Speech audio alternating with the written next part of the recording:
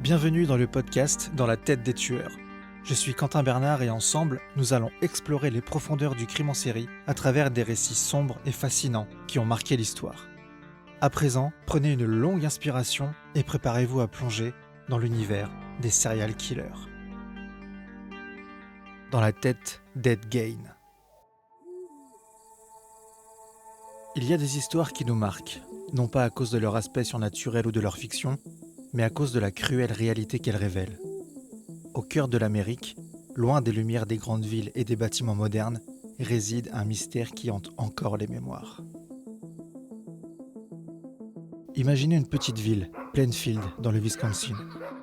Une de ces villes où tout le monde connaît tout le monde. Un lieu qui semble à l'abri des maux du monde extérieur, mais en 1957, la tranquillité de cette ville sera brisée à jamais. Aujourd'hui, nous plongeons dans les ténèbres qui entouraient Ed Gein, surnommé le boucher de Plainfield. Son histoire est celle d'une descente vertigineuse dans la démence. Une démence qui s'est manifestée de la manière la plus macabre qu'il soit. Préparez-vous à voyager dans un passé pas si lointain, où une maison isolée abritait des secrets d'une horreur inimaginable. Laissez-moi vous guider à travers cette sombre réalité. Tout voyage commence par un début, et pour comprendre le mystère entourant Ed Gein, nous devons revenir en 1906, année de sa naissance dans le Wisconsin rural. Imaginez une époque où la vie était plus simple, où les distractions modernes n'existaient pas, où tout le monde connaît tout le monde, mais où les secrets étaient profondément gardés. Le jeune Eddie, comme on l'appelait alors, n'était pas un enfant ordinaire. Élevé dans une ferme reculée, sa vie était rythmée par le travail acharné et l'ombre omniprésente de sa mère, Augusta. Une femme profondément religieuse, avec une vision du monde extrêmement stricte. Augusta inculquait à ses fils Ed et Henry une vision du monde teintée de peur et de suspicion. Elle parlait du monde extérieur comme d'un lieu de péché et de débauche, en particulier des femmes qu'elle considérait comme immorales et tentatrices. Et cette obsession religieuse mêlée à une relation malsaine, presque oedipienne entre Ed et sa mère, jeta les bases d'une psychologie torturée. En grandissant, tandis que Henry tentait de s'éloigner de l'emprise de leur mère, Ed restait profondément attaché à elle. La mort de son père en 1940, suivie de celle d'Henry, dans des circonstances mystérieuses en 1944, ont laissé Ed seul avec Augusta, renforçant encore leur relation toxique. Mais même la mort d'Augusta en 1945 ne pourrait rompre le lien. En fait, cela ne faisait que commencer à dévoiler l'étendue des ténèbres qui consumaient Ed de l'intérieur. La ferme, autrefois un lieu de labeur et de foi, devint rapidement un sanctuaire pour un esprit déformé par la solitude et l'obsession. À l'extérieur, aux yeux de Plainfield, Gein était un homme simple, un peu excentrique vivant dans le passé. Mais derrière les portes closes de cette maison délabrée, un monde de désordre et de décadence prenait forme. L'année 1957 marquerait la fin d'un secret terrifiant et le début d'une légende macabre. Alors que la neige blanchissait les champs de Plainfield, un voile sombre allait être levé. Le 16 novembre, Bernice Warden, propriétaire d'une quincaillerie locale, disparaît dans des circonstances étranges. Un témoin se souvient avoir vu Gein dans ce magasin ce jour-là. C'est ce fil tenu, ce simple souvenir, qui allait mener à une découverte impensable. Alors que les autorités fouillaient la ferme des Gein, chaque recoin, chaque pièce révélait une horreur plus grande que la précédente. La vision qui s'offrait à eux était digne des pires cauchemars. Des bols faits de crânes humains, des chaises recouvertes de peau, des masques grotesques façonnés à partir de visages humains, et pire encore. On y retrouvera os et fragments humains entiers, une poubelle en peau humaine, des crânes sur des montants de lit, peau humaine recouvrant plusieurs sièges de chaises, un abat-jour fabriqué à partir de la peau d'un visage humain, des crânes féminins, une robe de jeune fille, et les vulves de 2 femmes jugées âgées d'une quinzaine d'années. Jambières fabriquées à partir de peau et de jambes humaines. Un corset fabriqué à partir d'un torse féminin écorché des épaules jusqu'à la taille. Masque fabriqué à partir de peau et de tête féminine. Ceinture fabriquée à partir de tétons humains féminins. 9 vulves dans une boîte à chaussures. 4 nez, ongles et doigts féminins. Une paire de lèvres sur le cordon d'un store de fenêtre. On entendit même un officier dire d'une voix tremblante « Ce n'est pas possible, c'est l'enfer sur Terre ».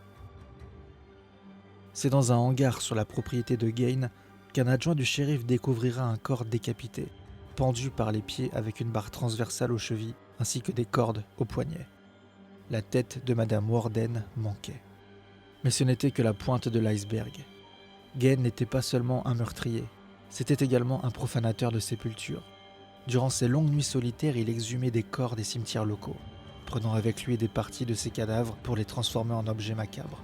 Pour Ed, ces actes étaient une façon de se rapprocher de sa mère défunte, une tentative malsaine de la ramener à la vie.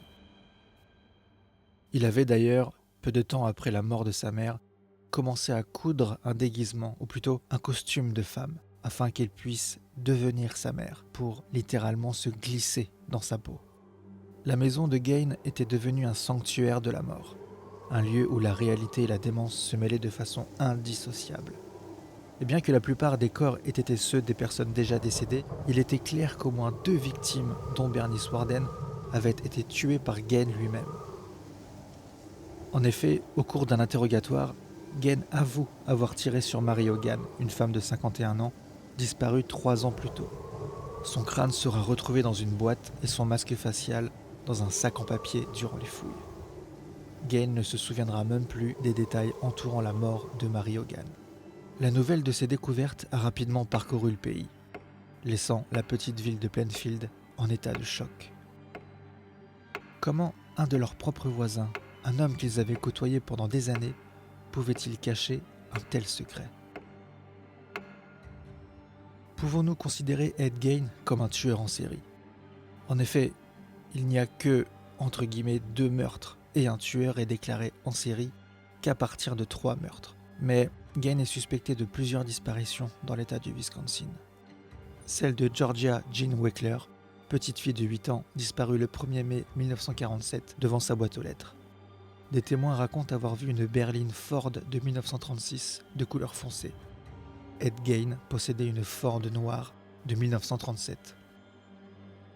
Celle d'Evelyn Grace Hartley, 15 ans, disparue le 24 octobre 1953 lors d'un babysitting. Gain est suspecté car il rendait souvent visite à un parent dans le voisinage. Celle de Victor Harold Travis et Raymond Burgess, tous deux disparus le 1er novembre 1951 après une partie de chasse dans la zone proche de la ferme de Gain. Les 2 chasseurs et Gain s'étaient disputés le matin même de leur disparition. Celle de James Walsh, disparu en 1954, son voisin âgé de 32 ans. Gain effectuait des tâches ménagères pour la femme de James après la disparition de celui-ci. Celle d'Irene Keating, en août 1956, une femme de 30 ans vue pour la dernière fois à Plainfield. Et enfin, pour une tentative d'enlèvement sur Judy Rodenkol, 16 ans.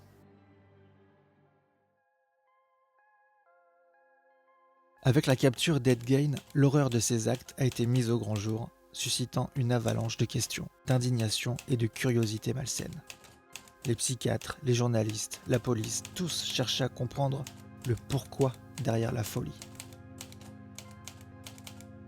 Les examens psychiatriques ont rapidement diagnostiqué Gain comme schizophrène. Sa relation toxique avec sa mère, son isolement extrême, combiné à sa maladie mentale, ont créé un cocktail explosif. Il est devenu une énigme pour la science, une étude de cas qui a été largement analysée. Pourtant, au-delà de l'analyse clinique, ce qui a choqué l'Amérique était la manière dont la culture populaire s'est emparée de l'histoire. Ed Gain est devenu une source d'inspiration pour des films, des séries, des livres. Certains verront cela comme une glorification malsaine, tandis que d'autres le considéreront comme une tentative de comprendre l'incompréhensible. Des œuvres comme Psychose d'Alfred Hitchcock, Le silence des agneaux et même Massacre à la tronçonneuse ont tous trouvé des racines d'une manière ou d'une autre dans l'histoire de Gain. L'homme, derrière les atrocités, est devenu une figure mythique, une légende qui hantait la conscience collective. Plainfield, quant à elle, voulait simplement oublier. Mais comment le pouvait-elle ? Comment une communauté peut-elle guérir alors que les projecteurs du monde entier sont braqués sur elle, ravivant constamment la mémoire de la terreur ? Les habitants ont dû lutter avec ce dilemme entre la nécessité de se souvenir et le désir d'oublier. Mais derrière tout cela, une question subsiste. Comment un homme élevé dans une petite ville parmi une communauté peut-il se perdre à ce point dans la folie ? La réponse peut-être est que le mal ne se trouve pas toujours dans les endroits les plus évidents. Il peut se cacher derrière le visage le plus banal, attendre dans l'ombre du quotidien.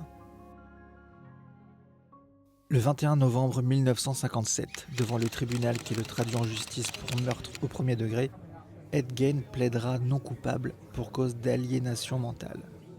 Déclaré mentalement inapte à être jugé, Gein a été interné dans un établissement psychiatrique. C'était un terrain glissant. La justice devait-elle prévaloir sur la santé mentale ou vice-versa ? Le 7 novembre 1968, à la suite d'une nouvelle étude psychologique, les médecins affirment que Gein est mentalement capable de s'entretenir avec un avocat et de participer à sa défense. Avec toutes les preuves accablantes, le procès d'Ed Gein était attendu. Le 14 novembre, Gein est reconnu coupable. Mais suite à un second procès portant sur sa santé mentale, il sera bien déclaré non coupable pour cause de folie. Les enjeux étaient bien plus complexes que ce que l'opinion publique pouvait percevoir. Pour beaucoup, cela ressemblait à une échappatoire, mais pour ceux qui comprenaient la profondeur de la maladie mentale de Gein, c'était peut-être le verdict le plus adapté. Dans l'établissement, loin des regards et des jugements, Gein est devenu un patient traité pour sa schizophrénie. Durant les années qui ont suivi, la maison et la ferme de Gein sont devenues l'objet d'une fascination morbide. Malgré les tentatives de la communauté de Plainfield de détruire ce triste rappel, les curieux affluaient de partout. C'était comme si la maison elle-même était devenue une relique, un endroit de pèlerinage pour ceux qui cherchaient à toucher du doigt l'horreur. Finalement, un incendie a ravagé la propriété en 1958, mettant fin à cette attraction macabre. Quant à Gein, après des décennies d'internement, il est décédé en 1984 d'une insuffisance respiratoire suite à un cancer du poumon, emportant avec lui les ténèbres qu'il avait si profondément consumées. Gein est inhumé au cimetière de Plainfield avec ses parents et son frère. Après plusieurs actes de vandalisme, la pierre tombale sera transférée dans un musée. Les corps sont toujours à Plainfield, mais l'emplacement ne peut plus être identifié. Certains ont dit que c'était une fin appropriée, un chapitre clôturé sur une histoire tragique. Mais pour d'autres, les questions demeurent. Les secrets, les motivations, la véritable nature de l'homme derrière le monstre. Ces énigmes restent sans réponse. Mais une chose est sûre, la légende d'Ed Gein, le boucher de Plainfield, restera à jamais gravée dans la mémoire collective. Un rappel troublant des profondeurs dans lesquelles l'esprit humain peut sombrer. Alors que nous approchons de la fin de cet épisode, il est important de réfléchir à ce que nous avons découvert. Derrière chaque histoire, derrière chaque monstre, il y a des leçons à tirer. Le cas d'Ed Gein nous rappelle que le mal peut prendre de nombreuses formes, souvent là où on s'y attend le moins. Mais il soulève aussi des questions cruciales sur la santé mentale, la façon dont nous traitons ceux qui souffrent et la manière dont la société réagit face à de tels actes. Plainfield a cherché à guérir et à avancer, mais le souvenir de Gein demeure. Toutefois, peut-être que ce souvenir sert d'avertissement, une leçon sur l'importance de la vigilance, de la compréhension et surtout de la compassion. La prochaine fois que vous entendez une histoire de tueur en série ou de monstre, rappelez-vous qu'il y a souvent plus que ce que l'œil peut voir et que, peut-être, en cherchant à comprendre plutôt qu'à juger hâtivement, nous pourrions empêcher la prochaine tragédie. Nous venons d'explorer ensemble les recoins les plus obscurs de l'esprit humain, là où se cachent des mystères que beaucoup préféreraient ignorer. Maintenant, alors que nous revenons à la lumière, je vous invite à reprendre votre souffle et à retrouver un semblant de sérénité. Je suis Quentin Bernard et merci de m'avoir accompagné dans cette descente. Ce podcast est écrit et réalisé par mes soins et produit avec le soutien de Jonathan Dyer. Je tiens à remercier notre sponsor Datamantia.com. C'est une boutique en ligne qui vend des vêtements, des accessoires et décorations uniques autour de nombreux thèmes, comme le cyberpunk, le dark fantasy et bien d'autres. Je vous invite à aller jeter un coup d'œil parce que c'est vraiment cool ce qu'ils font. Merci à tous pour votre fidélité, je vous dis à très bientôt pour une nouvelle plongée en apnée dans la tête des tueurs.